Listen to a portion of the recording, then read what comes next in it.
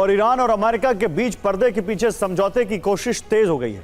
पाकिस्तान को आगे करके ट्रंप समझौते के लिए जमीन तैयार करवा रहे हैं। खबर है कि ईरान ने हॉर्मुज से जहाजों की आवाजाही के लिए 30 दिनों का एक ट्रायल फॉर्मूला रखा है, लेकिन अमेरिकी राष्ट्रपति डोनाल्ड ट्रंप का हट इस रास्ते में सबसे बड़ी रुकावट बन गया है।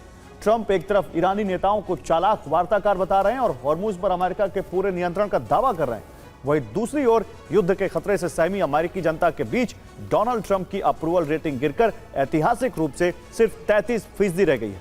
तो क्या गिरती रेटिंग के दबाव में ट्रंप ईरान से समझौता करने पर मजबूर होंगे? आइए आपको उस रिपोर्ट में दिखाता हूं।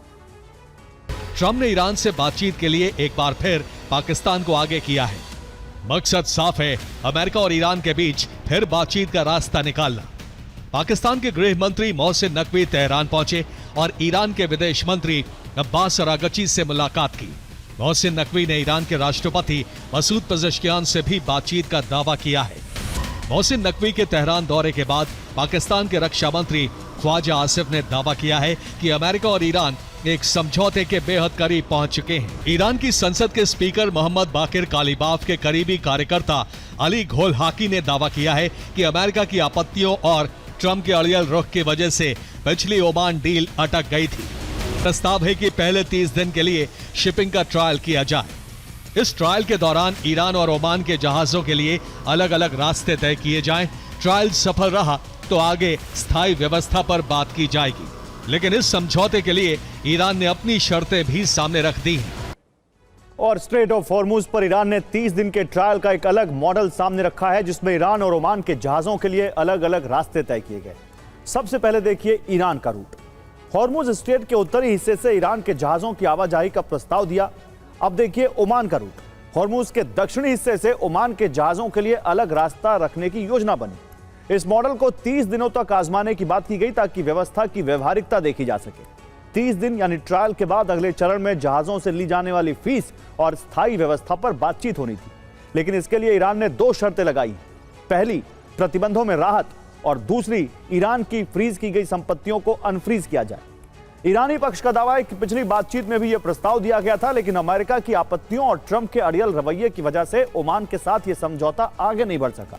और के पूर्व प्रमुख योसी कोहेन ने दावा किया है कि इजरायल के खुफिया एजेंट ईरान के भूमिगत फोर्डो परमाणु ठिकाने में कई बार गए थे ताकि उसकी संरचना और गतिविधियों की जानकारी हासिल की जा सके।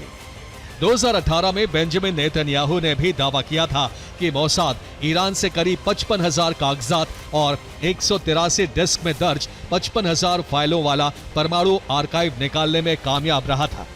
22 जून 2025 को अमेरिका ने फोर्डो, नतांज और इस्फहान को निशाना बनाया था।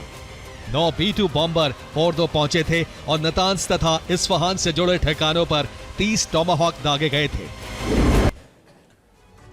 और अब इस प्रेशर मीटर पर देखिए कैसे हॉर्मुज को लेकर ईरान से लेकर वॉशिंगटन तक दबाव बढ़ता ही जा रहा है। हॉर्मुज की नाकाबंदी के लिए अमेरिका ने अपनी सैन्य ताकत झोंक रखी है। एक तरफ अमेरिकी नौसेना की ताकत, उसका USS अब्राहम लिंकन जैसा एयरक्राफ्ट कैरियर और B-2 बॉम्बर तैनात है, जो पूरे पश्चिम एशिया में प्रेशर बढ़ा रहे हैं। तो दूसरी तरफ डोनाल्ड ट्रंप पर अमेरिका के अंदर ही राजनीतिक दबाव बढ़ रहा है। ट्रंप की अप्रूवल रेटिंग लगातार घटती जा रही है। अमेरिका के भीतर ट्रंप की अप्रूवल रेटिंग सिर्फ 33% रह गई।